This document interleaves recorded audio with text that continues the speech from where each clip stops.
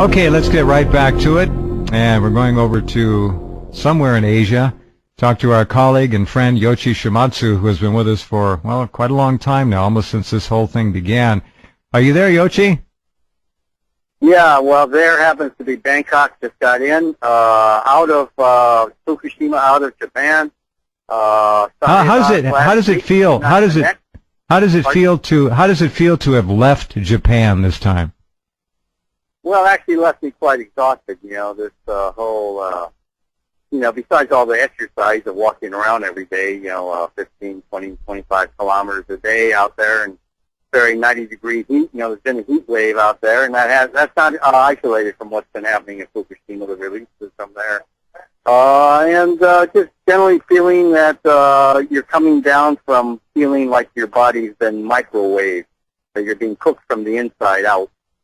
So, it'll be good to detox for a while to try to shake that woozy feeling that overcomes you after a while. You can resist it for a while, but inevitably it starts to drag you down. So it's good to be out. But, last week was I was hoping we could connect. At the time, I was sitting in a former village that had been wiped out by the tsunami.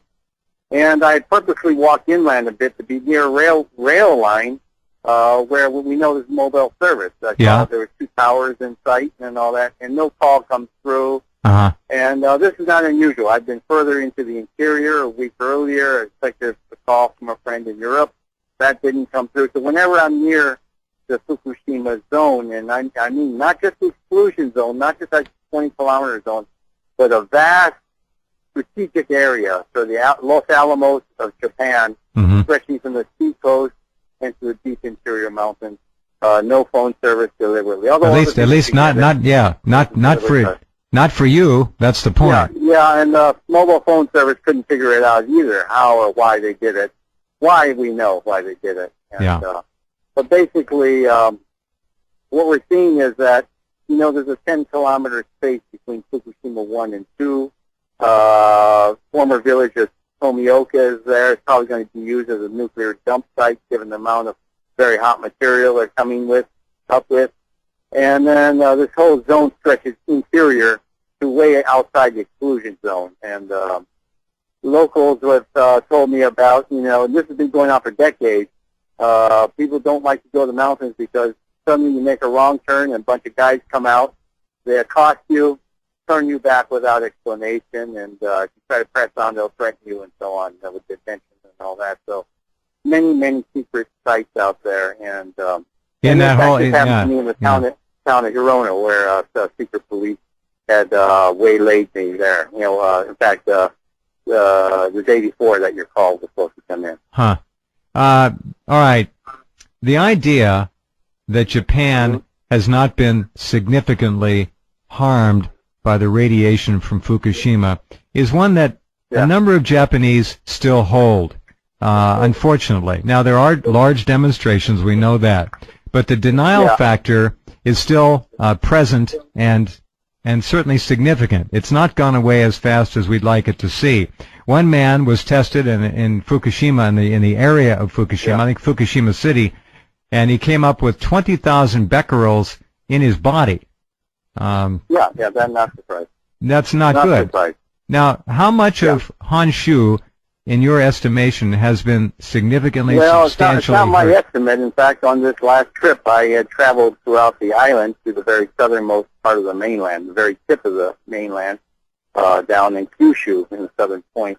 First, obviously the Fukushima area, there's places that have been sanitized by work crews, but other hot spots, for example, town of Hirono, right there on the border of Fukushima, too, right near Jay Village, where all the workers are staying, this former sports, soccer, and basketball complex, where there's all the worker prefab housing, that little trailer park. Right. It's not so little. There's thousands of people staying there as well, outdoor toilets. And very primitive, I thought. I was very surprised that they couldn't do better. And there's a lot of contractor villages. Anyway, there's the southern gate of Fukushima 2. I measured a 0.78, nearly one millisievert right there on that spot, which sort of belied their comments that all the radiation came from Fukushima 1. That could not have been possible to have a site like this. I walked around with his old resident whose house had been destroyed by the earthquake. He told me, well, this is the .48 corner. Everyone calls it the 48 microsievert corner, okay? Then as I was leaving town, this is after, some secret police guy jumped out of a car, accosted me, asked me what I was doing there, if I was doing interviews, and, my immediate response would have been, had I been more younger and more naive, would have, who the hell are you to ask? But my answer to him was, well, what interviews? There's nobody here to interview. This is a ghost town. Either everyone is left or they're dead, okay? Right.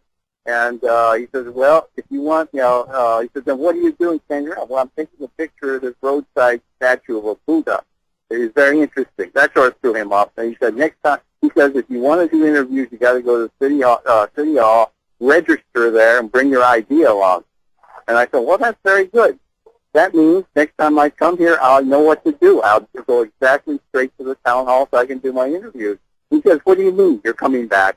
I said, well, thanks to you, I know what to do now. I'm going to come back and do some interviews. Thank you. Well, he left after that, very flustered.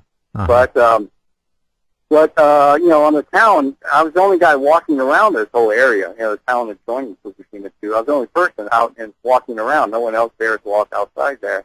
And then so they make this PA address, public address, I guess just for me, saying, well, we've just registered this morning. We've done measurements, 0.24 microsieverts. There's 24 microsieverts essentially.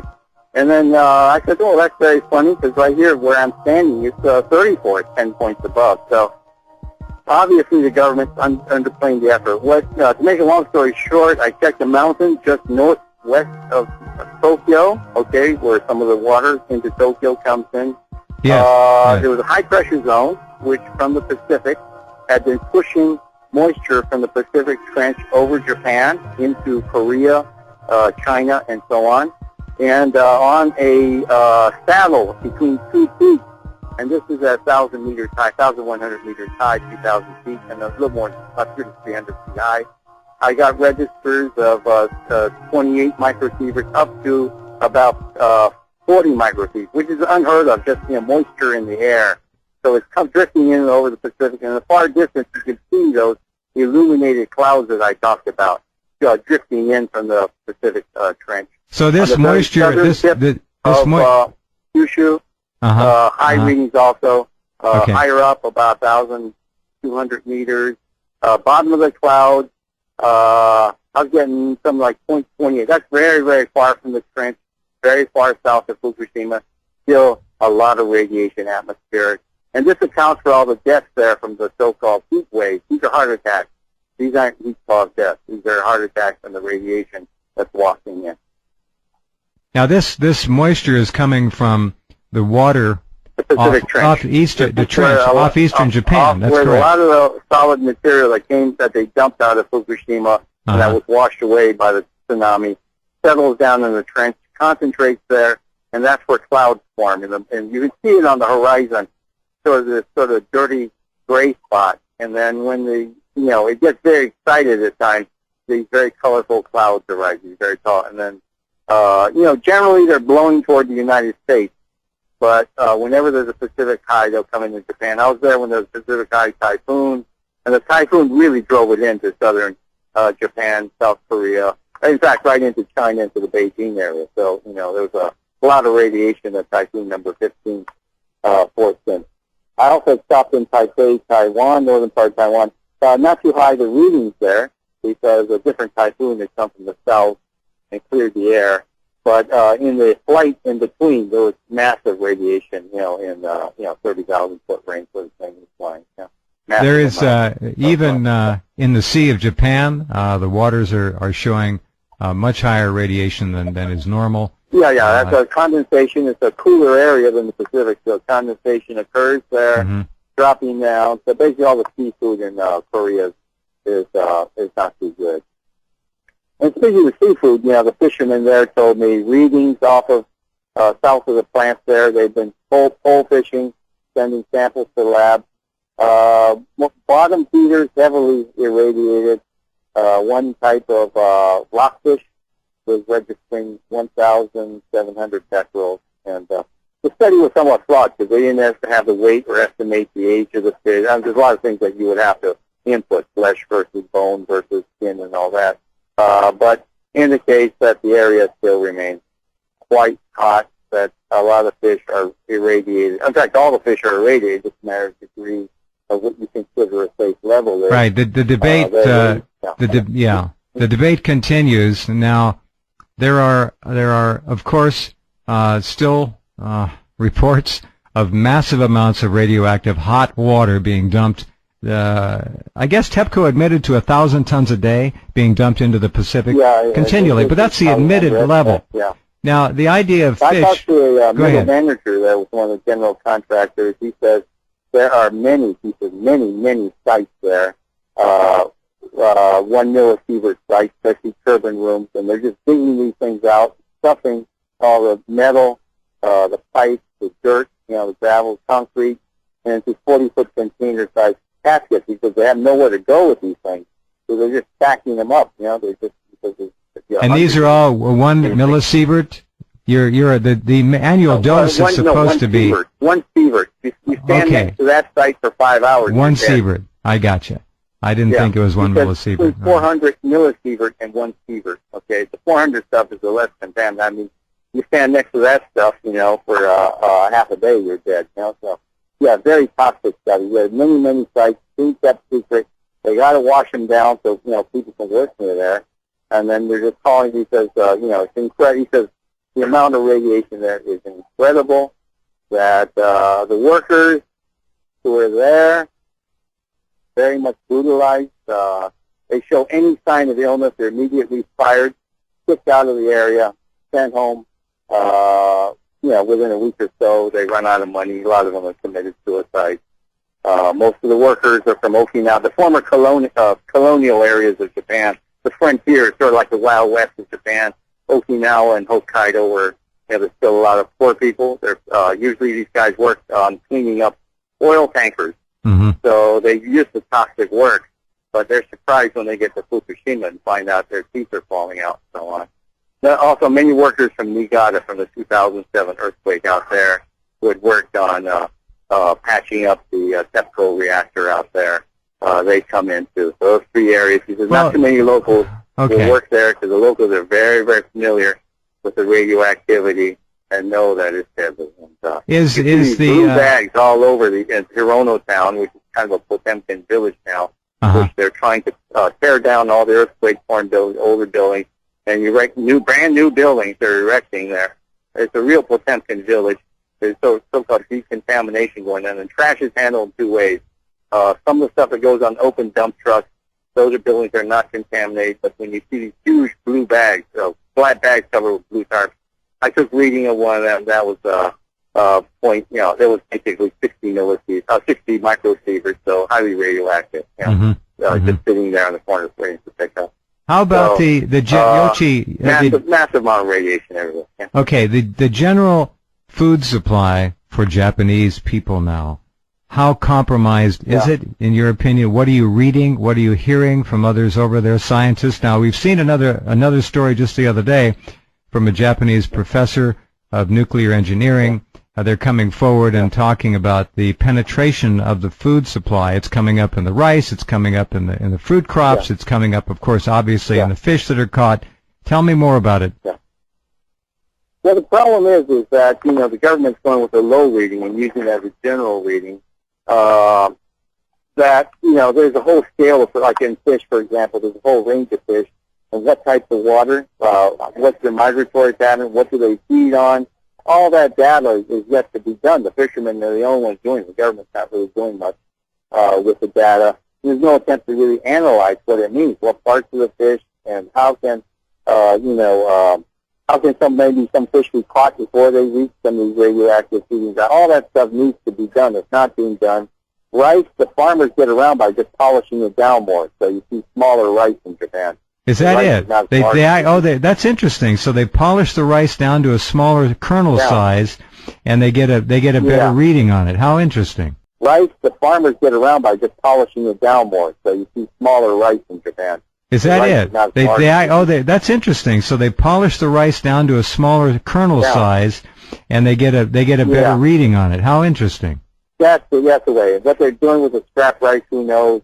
A lot of Chinese tourists, and now they're trying to attract tourists from Malaysia, Muslims, consuming a lot of this dangerous material. So they figured, well, the government figures they got to dump it to sell it to somebody, all this food, and then these guys would be here for only a week or two, so just let them gorge on this radioactive food. And then, unfortunately, the attitude of the Chinese is that their food supply is so contaminated.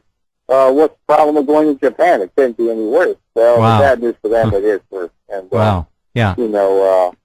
So the super low prices are being offered to them on these super low tours. So it's kind of a very inhumane, cruel thing to do. It is. To reel in people who've been so isolated and come from a country that has food safety problems, and then to dump all your radioactive food on them. It's like something very horrific. I mean, it's something very inhumane going on. Speak, if you can, a little in fact, closer. I would say it's kind of an act of war. It's an act of war, if anything. Well, it is. Talk a little louder talk a little louder in the phone, Yoshi, just a bit if you can. Okay. There we go. All right. Yeah, we have a bad. There's always a bad line here. It's fair. It's okay. All right. The efforts of the average Japanese to get a real, honest reading on the danger they face are hampered the same way we are over here by a government that is not going to tell them. And what they're relying on are independents and various people from the academic community who have come forward, who are trying to do honest readings and spread the word. But there is, as I talked to Richard Wilcox a couple of months ago, he's living over there with a family, been on the program a number of times, and I asked him, Richard, how many people in Japan really understand what's going on in terms of the environmental damage, the toxicity in the food, land, air, water, and everything? He said about 1%. That's all that know. He said they really don't know. They may be conservative on that. Fear. There's a lot of fear. But so they don't want to know. That's right. Yeah, they don't have any real... Well, we would do the same here. People are people. Yeah. Well, I think in the United States, you got to understand, when I was in Milwaukee, that's sort of the headquarters for all the work at Fukushima 1 and 2, there were a lot of workers, American workers from GE there on the streets. You know, a lot of bars there. You do a lot of drinking to take their mind off the problems of being contaminated. Apparently, I saw some people who look like DOE, government people there, Americans. So Americans are neck deep in this, and what they're neck deep in is Japan's nuclear program. America, the George Bush administration, perhaps even before that, they've been supporting Japan's nuclear bomb program. And these sites that we're talking about, it goes back many, many decades to hydro plants like the ones in Norway. You have to understand that Fukushima, a lot of the mountains there are created by uplift. So it's the only part of Japan with uranium. And if you build dams there, if there are lakes there, the water will become irradiated and it will create tritium. Tritium is like deuterium. It's basically water would have two neutrons, and it's very necessary to make hydrogen bombs to explode plutonium and make uranium bombs explode more efficiently. And so this tritium extraction process has been going on there a long time. There's no way that the American government could not have noticed that. In fact, probably supported it all along. And this is explains all these strange quasi-nuclear, they were these strange new nuclear reactions we saw at Fukushima, and the explosions. Remember all the scary sort of bluish lights and flashes? Well, when tritium goes up like that, it'll be, the meltdowns will trigger the neutron bombardment of tritium. It will then release neutrons, but it will also split the water molecules into supercharged isotopes, which then will recombine, and then will release, basically creates a very strong electromagnetic field and electrical field, which will then cause a lot of this sort of lightning, these flashes of light. So tritium is sort of the missing element, which explains the nature of the explosions that we saw. They're not hydrogen explosions. These are tritium-enabled explosions in the steam out of the reactors. So they're not doing that with the dams now, I don't believe, because you can make it nuclear reactors.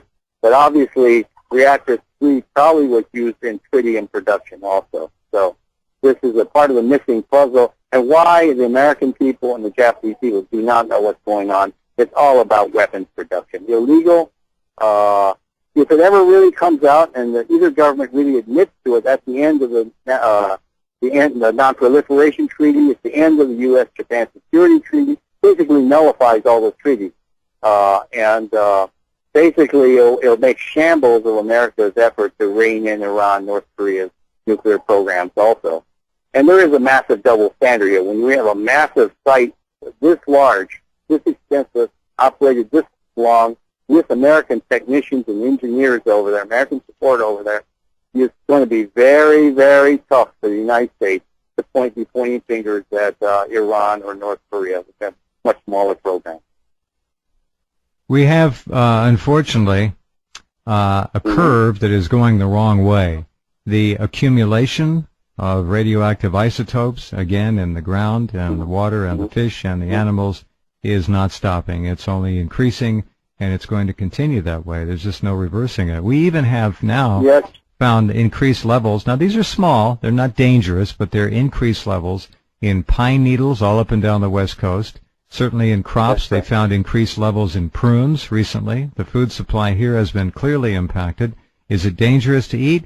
Not yet, but things are only going to continue to compound and get worse. It is said within the next 3 to 4 years, the waters off the coast here are going to be heavily contaminated with the cesium twins and other heavy isotopes. So it's not a good situation, and we're just not getting anything at all from the government here. Nothing. No reading, no programs, well, the no testing, real threats in the upper atmosphere, we talked about these strange weather that's happened in the United States this year.